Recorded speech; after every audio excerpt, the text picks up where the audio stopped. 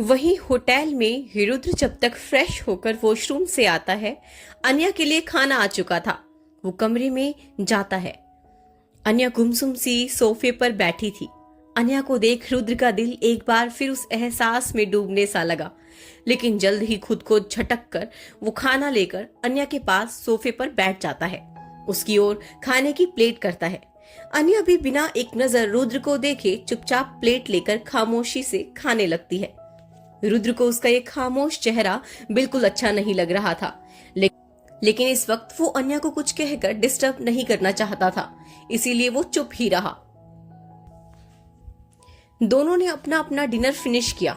रुद्र अन्या को उसकी दवाई देता है, जिसे वो चुपचाप खा लेती है। रुद्र एक नजर अन्या को देख कमरे से बाहर चला जाता है और अपना फोन निकाल कर किसी को कुछ इंस्ट्रक्शंस देता है। फिर अपना लैपटॉप लेकर वही सोफे पर बैठ अपना काम करने लगता है, लेकिन उसका काम में आज बिल्कुल मन नहीं लग रहा था।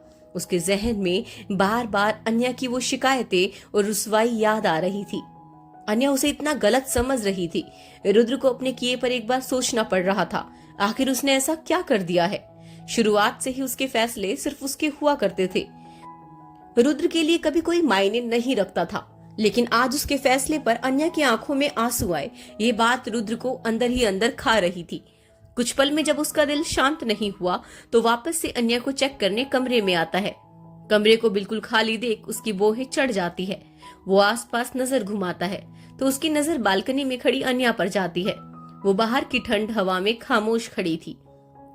एक रुद्र अब अन्या पर गुस्सा करने लगा, क्योंकि वो अपने हेल्थ के साथ लापरवाही कर रही थी। वो अन्या के पास जाने से पहले कपबोर्ड में से एक शॉल लेकर अन्या की तरफ बढ़ जाता है। अन्या अपनी सोच में गुम थी। अन्या उस एहसास को भुला नहीं पा रही थी। उसके जहन में अतीत के कुछ अनचाहे दर्द भरे पन्ने भी खुलने लगे, जिसे वो कभी याद भी नहीं करना चाहती। वो एक ऐसा सच था जो उसके आज पर हावी हो सकता है। रुद्र अन्या को जैसे ही पीछे से शॉल उड़ाता है, अन्या हड़बड़ाते हुए पीछे खिसक जाती है, जिससे उसका बैलेंस बिगड़ जाता है और वो बालकनी की रेलिंग की तरफ गिरने लगती है।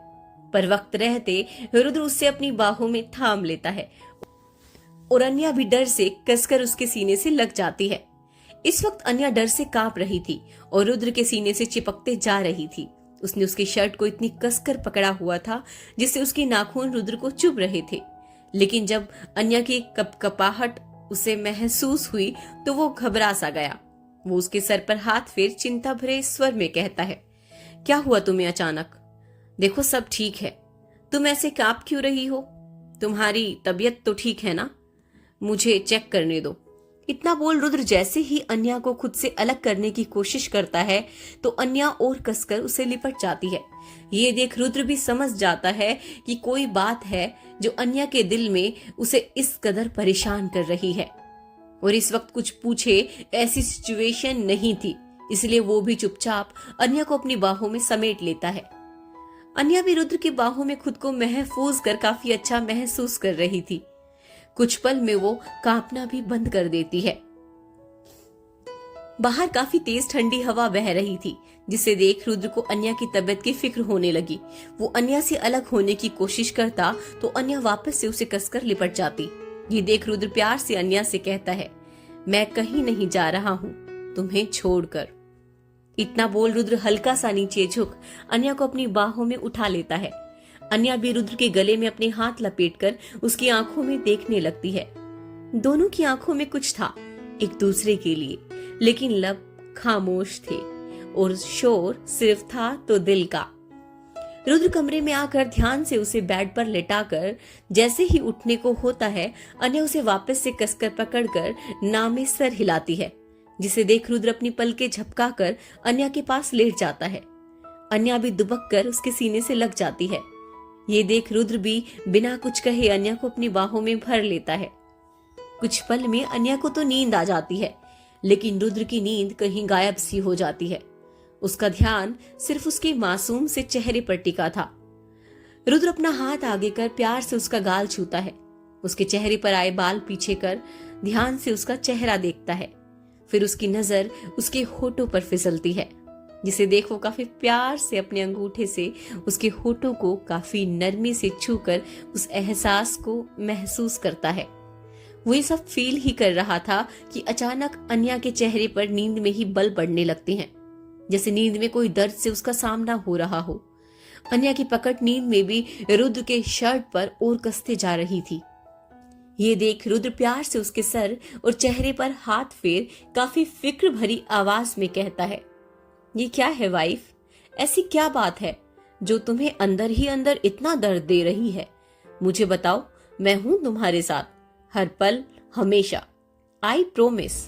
इतना बोल रुद्र अन्या के माथे को काफी प्यार से चूम लेता है। इस प्यार भरे एहसास से अन्या शांत पड़ जाती है और नींद में भी हल्का मुस्कुरा देती है। रुद्र एक नजर अन्या को देख अपने सीने से लगा लेता है। उसे अन्या की ऐसी हालत देखी नहीं जा रही थी। उसके खुद के दिल में एक टीस सी उठ रही थी। कुछ पल में ऐसे ही अन्या को अपनी बाहों के आगोश में लिए रुद्र को भी नींद आ गई। दोनों के दिल मिलने को तो बेकरार थे, लेकिन अभी इंतजार की घड़ी और दर्द का सिलसिला खत्म नहीं हुआ था। एक के जज्बात दिल में थे तो दूसरे के दर्द में, लेकिन दोनों ही उस जज्बात के मायनों से कोसों दूर। दुख का आलम भी था तो सुकून का मंजर भी। बस इंतजार था तो एहसास के नाम का, जिससे दोनों को साथ मिलकर समझना था। अगली सुबह अन्या की नींद जब खुली तो वो अकेले थी बेड पर। वो अपनी नजर आसपास देखती है, लेकिन रुद्र पूरे कमरे में कहीं नहीं था। अन्या के जहन में अब कल तक की बात घूम रही थी, जिसकी वजह से उसका मन काफी निराश था। वो बुझे मन से वॉशरूम में फ्रेश होने जाती है। नहाकर वो तैयार होकर कमरे से बाहर आती है। रुद्र उसे सोफे पर अपना काम करते हुए नजर आता है। अन्या भी खामोश सी उसके बगल वाले सोफे पर बैठ जाती है। रुद्र एक नजर अन्या को देख अपना लैपटॉप साइड रख साइड में पड़े जूस के जग से उसके लिए जूस निकालकर अन्या की तरफ बढ़ाते हुए कहता है, इसे पी लो और नाश्ता भी करके दवाई भी ले लो और रेडी हो जाओ। तुम्हें घर छोड़कर मुझे आज रात की फ्लाइट से लंदन के लिए निकलना है। रुद्र का लंदन जाने के बारे में सुन अन्या हैरत से देखने लगती है, लेकिन रुद्र वापस अपने कामों में लग जाता है। अब अन्या का दिल और भी ज्यादा मायूस हो जाता है। वो दोनों एयरपोर्ट के लिए निकल जाते हैं। अन्या की नजर बार बार रुद्र पर जा रही थी। उसका दिल जैसे उससे कह रहा था कि रुद्र के सीने से लग वो उसे रोक ले, लेकिन उनका रिश्ता अन्या की नजर में ऐसा नहीं था कि वो कुछ कह सके। शाम के करीब रुद्र और अन्या वापस मुंबई लैंड करते हैं। रुद्र का असिस्टेंट रुद्र को एयरपोर्ट पर ही ग्रीट करता है। रुद्र उसे कुछ डॉक्यूमेंट्स लेकर कुछ जरूरी इंस्ट्रक्शंस देता है, फिर एक नजर अन्या को देख वहां से जाने लगता है। अन्या की नजर रुद्र पर थी। वो उसे यूं जाता देख काफी बेचैन हो गई। रुद्र का असिस्टेंट अमन अन्या के पास आकर उसे ग्रीट करते हुए कहता है, हेलो मैम, सर ने मुझे आपके घर छोड़ने को कहा है, तो हम चलें? अन्या ये सुन असमंजस में कहती है, लेकिन वो नहीं चलेंगे हमारे साथ। अन्या की बात का मतलब समझ अमन हल्का मुस्कुराते हुए कहता है, नहीं मैम, सर अभी लंदन के लिए निकल रहे हैं, इसीलिए वो हमारे साथ नहीं जाएंगे। अमन की बात सुन अन्या खामोश सी उस ओर देखती है जहां से रुद्र गया था। उसे इस वक्त काफी बुरा लग रहा था कि रुद्र ने एक बार भी उसे जाते वक्त कुछ कहा ही नहीं। उसकी आंखों में जैसे आंसू छलक आते हैं। वो चुपचाप अमन के साथ चल देती है। तभी पीछे एक पिलर के पास खड़ा रुद्र अन्या को ऐसा लटका चेहरा देख तड़प उठता है।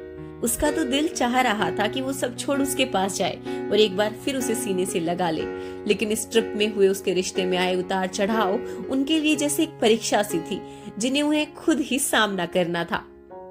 रुद्र जाना तो नहीं चाहता था, लेकिन अपने दिल में उठ रहे कुछ जज्बात से वो खुद जैसे थक गया था, जिसे वो अब और बर्दाश्त नहीं कर पा रहा था। इसलिए उस जज्बात को समझने के लिए वो कुछ दिन शांत रहना चाहता था। रुद्र तब तक देखता रहा जब तक अन्या उसकी आंखों से ओझल नहीं हो गई। आज उसकी आंखें भी जैसे नम थी। वो काफी दुख भरे लहजे में कहता है, गुड बाय वाइफ, मेरे साथ तो तुम्हें दुख ही मिला, मेरे बिना खुशी मिल जाए। कार में बैठ अन्या वापस से उस अजनबी शहर को देखने लगी। उसके लिए शहर आज भी अजनबी ही था। जब वो पहले आई थी तब भी वो अकेले थी और आज भी। अन्या अमन को कार रोकने का कहती है। कार रोको। अमन तो असमंजस में पूछता है, क्या हुआ मैम, आपको कुछ चाहिए? अन्या शांत स्वर में कहती है, नहीं बस आप रोक दो यही। अमन कार रोक देता है। अन्या कार से निकलती है। तो अमन भी हड़बड़ाते हुए कार से निकल कर कहता है, मैम आप कहीं जा रही हैं? अगर आपको कुछ चाहिए तो मैं ले आता हूँ। अन्या कहती है, नहीं मुझे कुछ नहीं चाहिए। फिर सामने एक पार्क की ओर इशारा करते हुए आगे कहती है, मैं बस कुछ पल अकेला रहना चाहती हूँ, आप यहीं इंतजार करें। अमन अन्या की बात सुन परेशान स्वर में कहता है, लेकिन मैम सर ने मुझे आपको अकेला छोड़ने से मना किया है, मैं उन्हें क्या जवाब दूंगा। अन्या अमन की बात सुन एक फीकी मुस्कान के साथ कहती है, जब आपके सर मुझे अकेला छोड़ बिना जवाब दिए जा सकते हैं तो अब किसी और के जवाब लेने का मुझसे कोई हक नहीं। इतना बोल अन्या पार्क की ओर बढ़ जाती है और अमन अन्या की बात सुन कंफ्यूज स्वर में उसे देखता रहता है। अन्या अपने खामोश कदम से पार्क में आ जाती है और कुछ दूर टहलते हुए बेंच पर बैठ जाती है। कुछ पल ऐसे ही जमीन को देख अन्या का जैसे सब्र का बांध टूट जाता है और वो रो देती है। उसे भी नहीं पता आज जो उसके आंसू बह रहे हैं तो क्यों रुद्र का उसे छोड़कर जाना बुरा लग रहा है, जबकि उसने तो अपने दिल को पहले से समझा रखा था। उसके दिल की और उसके जज्बात की इस रिश्ते में कोई जगह नहीं है, लेकिन आज उसका दिल हर बात जानकर भी रो रहा है।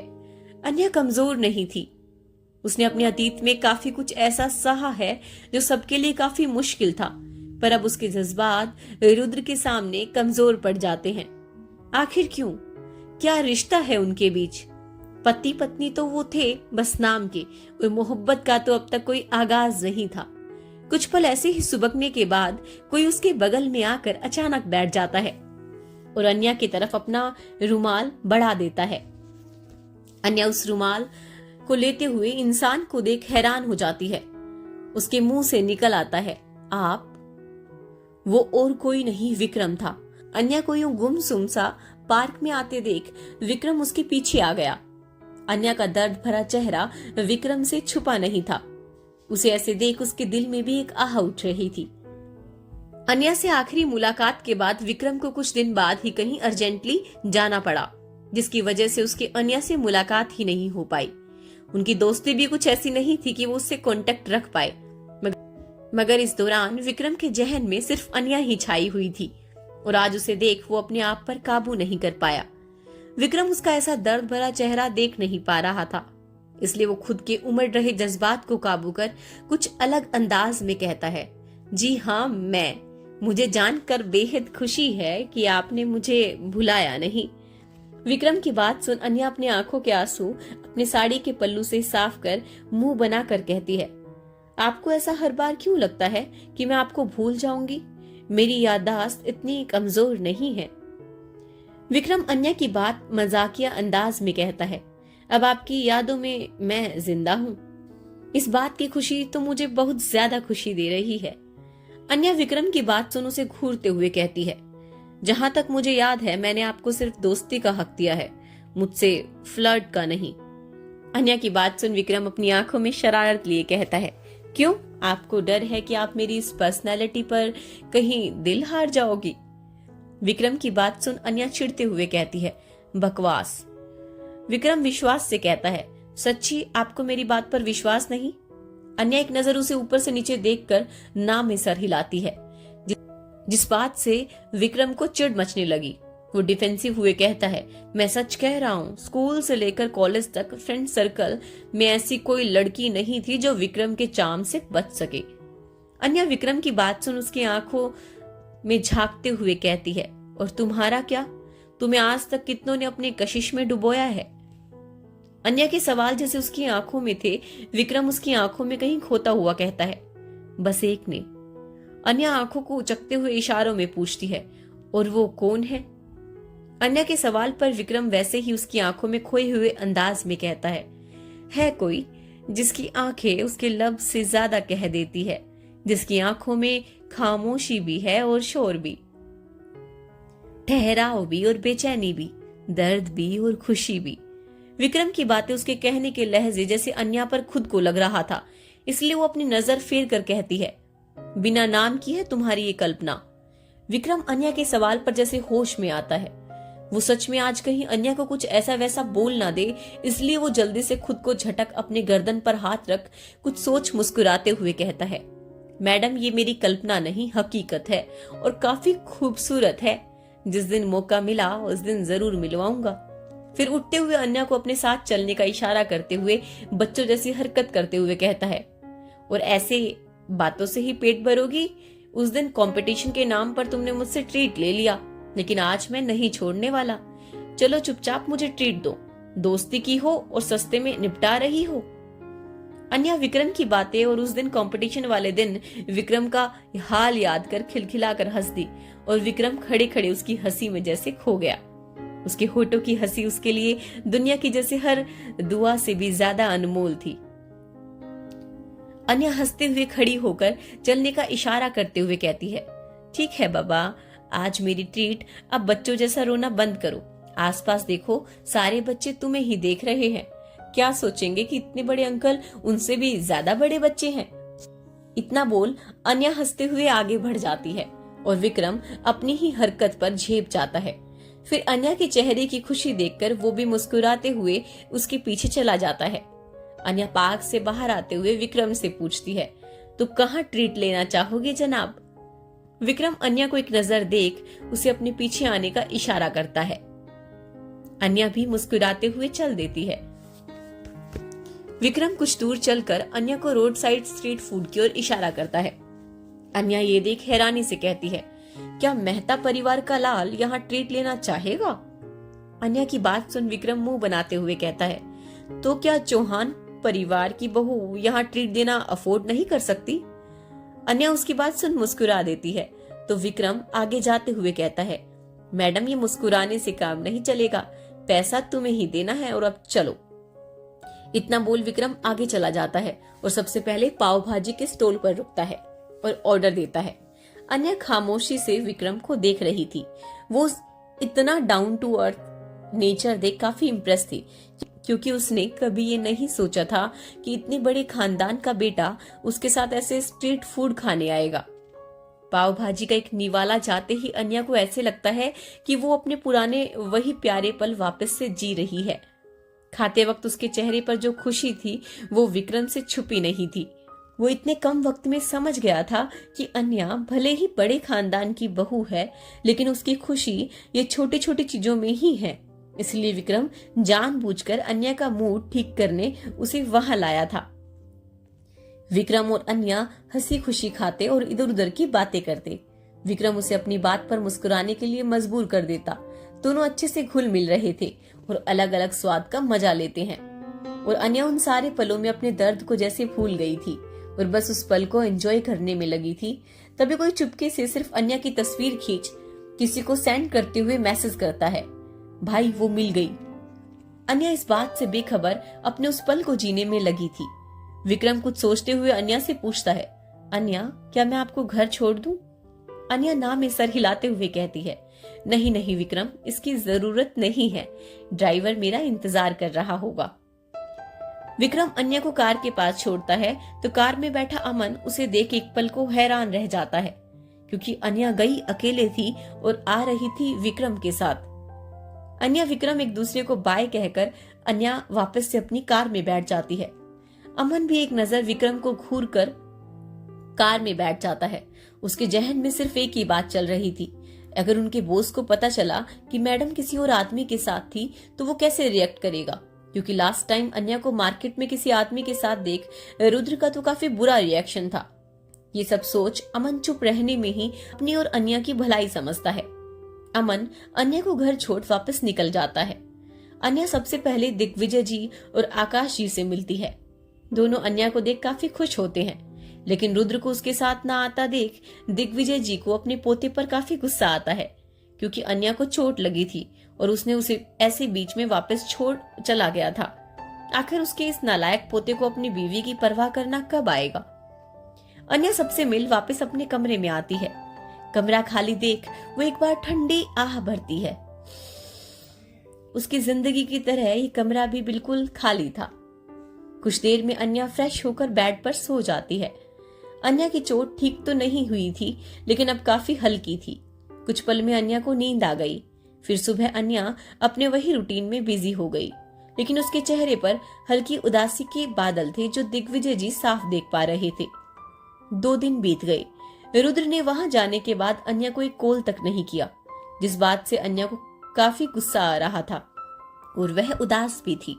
दिग्विजय जी ये देख काफी परेशान थे। उन्होंने गुस्से में अपना फोन उठाया और रुद्र को एक मैसेज भेज फोन बंद कर सो गए। अन्या अपने कमरे में बेड पर करवट बदल रही थी। उसकी आंखों में नींद कहीं गायब थी। दिल दिमाग में सिर्फ रुद्र छाया हुआ था। कुछ पल में अन्या का फोन बजता है, जिसे सुन अन्या शॉक हो जाती है, क्योंकि रात के 2 बज रहे थे और इस वक्त किसी का कॉल अन्या ने एक्सपेक्ट नहीं किया था। अन्या झट से अपना फोन उठाकर चेक करती है तो उसमें रुद्र का नाम फ्लैश हो रहा था, जिसे पढ़ अन्या का दिल जोरों से धड़कने लगा। उसे तो एक पल ये समझ नहीं आ रहा था कि वो क्या करे, फोन उठाए कि नहीं उठाए, और उठाए तो क्या कहे। इतनी उधेड़-बुन में फोन कट गया, जिसे अन्या को अब खुद पर गुस्सा आने लगा। आखिर उसकी ये बचकानी बेवकूफी की वजह से रुद्र का पहला और शायद आखिरी कॉल भी कट गया। कुछ देर बाद वो फोन को ऐसे ही देखती रही और देखते देखते उसकी आंखों से आंसू बह गए। न जाने क्यों रुद्र से जुड़ी हर चीज में उसके आंसू बाहर निकल आते हैं। वो मायूस होते हुए जैसे ही अपना फोन रखने वाली थी कि उसका फोन दोबारा बजता है। इस बार अन्या बिना एक पल गवाए झट से फोन उठाकर अपने कान पर रख लेती है। रुद्र और अन्या कुछ पल यूं ही खामोशी में एक दूसरे को महसूस करते हैं। अन्या सिसकती आवाज में कहती है, हेलो। अन्या की आवाज में कुछ भारीपन सुनकर रुद्र फिक्र भरी आवाज में पूछता है, तुम ठीक हो? अन्या असमंजस भरी आवाज में कहती है, मुझे क्या होना है, मैं तो बिल्कुल ठीक हूँ। रुद्र परेशान स्वर में कहता है, लेकिन तुम्हारी आवाज ऐसी क्यों आ रही है? अन्या ये सुन खुद के आंसू पोंछ खुद को रिलैक्स करते हुए बहाना बनाते हुए कहती है, नहीं वो सो रही थी इसलिए। रुद्र अन्या की बात सुन एक नजर अपने लैपटॉप पर देख गिल्टी भरी आवाज में कहता है, सॉरी, वो मैंने रियलाइज नहीं किया कि अभी इंडिया में रात के 2 बज रहे होंगे, डिस्टर्ब कर दिया, चलो तुम सो जाओ। अन्या रुद्र के ऐसे बोलने पर कहती है, आपने इतनी रात को मुझे सोने के लिए बोलने के लिए फोन किया है? अन्या के बोलने पर रुद्र खामोश हो गया। उसे भी नहीं पता आखिर उसने क्या बात करने के लिए अन्या को कॉल किया। बस दादाजी के मैसेज पढ़कर उससे रहा नहीं गया। उसके दिल में बस अन्या की आवाज सुनने की तड़प उठी और उसने बिना सोचे समझे फोन लगा दिया। लेकिन अब अन्या के सवाल का उसके पास जैसे कोई जवाब ही नहीं था। वो सोचते हुए कहता है, नहीं वो घर में सब कैसे हैं? रुद्र के पूछने पर अन्या काफी मायूस हो गई। उसे लगा रुद्र उसके बारे में कुछ कहेगा, उसके दिल का हाल पूछेगा, लेकिन यहाँ तो वो कुछ और ही बोल रहा था। अन्या नाखुश होते हुए कहती है, सब ठीक है। रुद्र अन्या का सीधा सपाट लहजा सुन खामोश हो गया। अब उसके पास कुछ कहने को था नहीं और उसे कभी आदत भी नहीं थी कि बिना मतलब के कुछ बात करे। रुद्र कुछ सोचते हुए अपना सर और अपना माथा हल्का रगड़ते हुए कहता है, तो ठीक है, सो जाओ, मैं रखता हूं। अन्या ये सुनकर अन्या की रही सही उम्मीद भी टूट गई। अब अन्या बेचैन हो गई। अन्या बेचैनी से कहती है, सुने रुद्र। अन्या अपने दिल पर हाथ रख अपनी धड़कनों को काबू करते हुए कहती है, आप वापस कब आ रहे हैं? अन्या की आवाज में एक बेचैनी थी जिसे रुद्र भाप रहा था। वो उसका सवाल सुन खामोशी से कहता है, तुम क्या चाहती हो? अन्या अपनी आंखें बंद कर रुद्र को खुद के करीब महसूस करते हुए कहती है, मेरी चाहत कभी पूरी नहीं होती तो क्या फर्क पड़ता है चाहने से। रुद्र भी अब अपनी आंखें बंद कर अन्या को खुद करीब महसूस करते हुए काफी सर्द भरी आवाज में कहता है, चाह कर देखो, शायद पूरी हो जाए। अन्या वैसे ही रुद्र के एहसासों में खोई हुई कहती है, जल्द। अन्या का ये जवाब सुन रुद्र के चेहरे पर छोटी सी मुस्कान छा गई। उसके बाद ना रुद्र ने कुछ कहा ना अन्या ने, बस उन दोनों ने उस पल को महसूस किया। अन्या को रुद्र के करीब होने के एहसास में कुछ पल में नींद आ गई और उसकी सांसें गहरी होने लगी। रुद्र उसकी सांसों की आवाज सुन काफी सुकून में था। उसने फोन नहीं काटा और जल्दी से किसी को मैसेज कर अपना लैपटॉप बैग में रख होटल से निकल गया। उसके कान में अब तक फोन लगा हुआ था। उसे अन्या की सांसों और धड़कनों की आवाज काफी सुकून दे रही थी। वो मन ही मन मुस्कुरा उठा। उसने कभी नहीं सोचा था कि कोई ऐसा भी पल आएगा उसकी जिंदगी में कि किसी की चाहत उसके लिए हर चीज से ज्यादा मायने रखने लगेगी। कुछ ही देर में वो अपने प्राइवेट प्लेन में था। आज अन्या काफी सुकून की नींद सोकर उठी। इस वक्त उसके चेहरे पर एक बड़ी सी स्माइल थी। वो बेड से उठते हुए अंगड़ाई लेती है और फिर खुद को खुद में समेट कर कल रात हुई बातों को याद कर खुद ही में शर्मा जाती है। वो झट से अपना फोन उठाते हुए चेक करती है, फिर कुछ सोच खुद में ही मुस्कुरा कर अपने सर पर हल्की चपत लगाते हुए कहती है, क्या अन्या कुछ भी सोचती है? अब क्या वो तेरे कहने पर अपना सारा काम छोड़कर झट से तो नहीं आ सकते? फिर हंसी खुशी फ्रेश होने चली जाती है। कुछ पल में अन्या तैयार होकर नीचे आती है। आज उसने ग्रीन कलर की साड़ी पहनी थी। गले में मंगलसूत्र, मांग में भरा सिंदूर, हाथों में हरी चूड़ियों के साथ जड़ाऊ कंगन, कानों में लंबे लंबे इयररिंग्स, पैरों में पायल, माथे पर बिंदी और चेहरे पर नाम मात्र का हल्का मेकअप। बालों को जूड़ा में सजाकर उसमें गजरा भी लगाया हुआ था। अन्या आज काफी प्यारी लग रही थी। अन्या सबसे पहले नीचे आते हुए सामने बैठे दिग्विजय जी के पास जाती है और उनके पैर छूते हुए उनका आशीर्वाद लेती है। दिग्विजय जी अन्या का सजा सवरा रूप देख मुस्कुराते हुए उनको आशीर्वाद देते हुए कहते हैं, सदा खुश रहो, आप तो हमारी बहू काफी प्यारी लग रही हो। कुछ खास है बेटा आज? अन्या मुस्कुराते हुए कहती है, जी दादाजी आज व्रत सावित्री है, तो माँ ने बताया मुझे इसकी पूजा और व्रत के महत्व के बारे में, और मेरी शादी के बाद ये मेरी पहली पूजा है, इसलिए मैं इसे करने के लिए आज मंदिर जाना चाहती हूँ।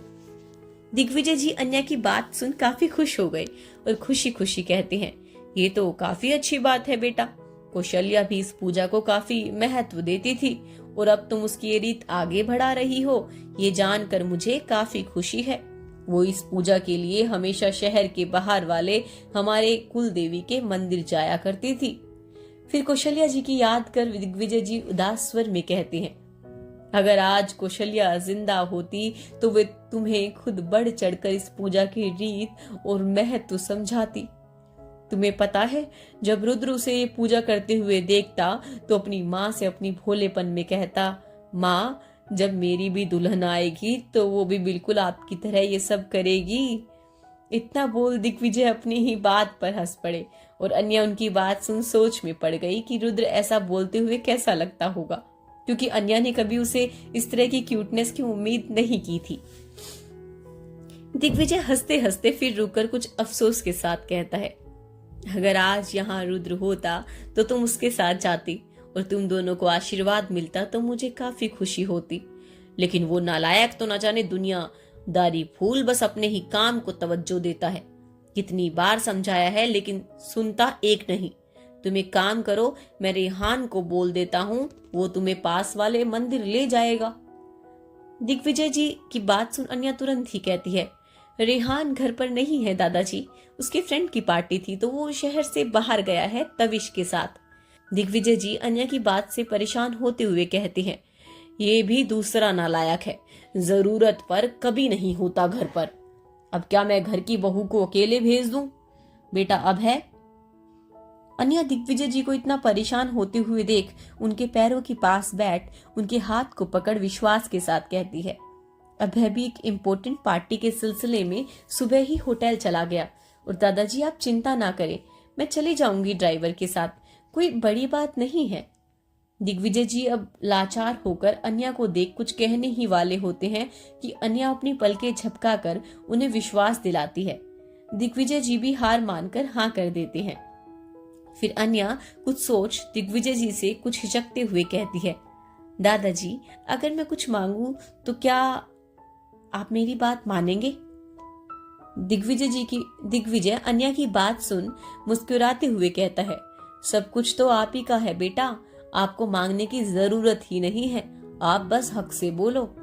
अन्या उनकी बात सुन हिचकिचाते हुए कहती है, दादाजी मैं भी पूजा करने के लिए माँ की तरह कुल देवी की मंदिर जाना चाहती हूँ, प्लीज मना मत करिएगा। मैंने उन्हें देखा तो नहीं है लेकिन मैं उनकी रीत को मानना चाहती हूँ। उनके आदर्श पर चलना चाहती हूँ, प्लीज दादाजी। अन्या की बात सुन दिग्विजय जी निशब्द हो गए। उनकी आंखों में पानी आ गया। उन्हें आज सच में अन्या में कौशल्या की झलक दिखाई दे रही थी। वो न चाहते हुए भी हाँ कर देते हैं और अन्या को अपना ख्याल और जल्दी आने की हिदायत देते हुए विदा करते हैं। अन्या ड्राइवर और एक बॉडीगार्ड के साथ पूजा का सामान लिए मंदिर की तरफ निकल जाती है। मंदिर थोड़ा दूर था, जिससे उन्हें 2 से 3 घंटे का सफर तय करना पड़ा। अन्या इस पूरे रास्ते अपने और रुद्र के आने वाले भविष्य के सुखद की कल्पना कर रही थी। उसके दिल में न चाहते हुए भी रुद्र ने वो जगह बना ली थी। अन्या को जो गलतफहमी थी वो जियान ने दूर कर दी थी। अन्या उसी सोच में थी। फ्लैशबैक, आखिर जियान ने क्या किया था? इंदौर एयरपोर्ट पर अन्या और रुद्र अपनी फ्लाइट का वेट कर रहे थे।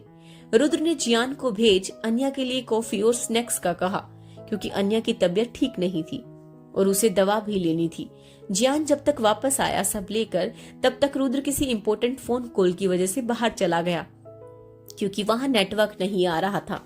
अन्या उस पूरे एरिया में अकेली थी, क्योंकि वो वीआईपी एरिया था। जियान अन्या के पास आकर वो सारी चीज उसकी तरफ बढ़ाता है। अन्या सवालिया नजरों से जियान को देखती है, तो जियान काफी रिस्पेक्ट से अन्या के आगे सर झुका कर कहता है, मैम ये सब सर ने आपको देने के लिए कहा है, आपको कुछ खा लेना चाहिए। जियान की बात सुन अन्या उस पैकेट को चुपचाप लेती है और कॉफी पीने लगती है। जियान भी पास वाले सोफे पर बैठ जाता है। अन्या को यूं खामोशी कुछ काट रही थी, इसीलिए वो जियान को देख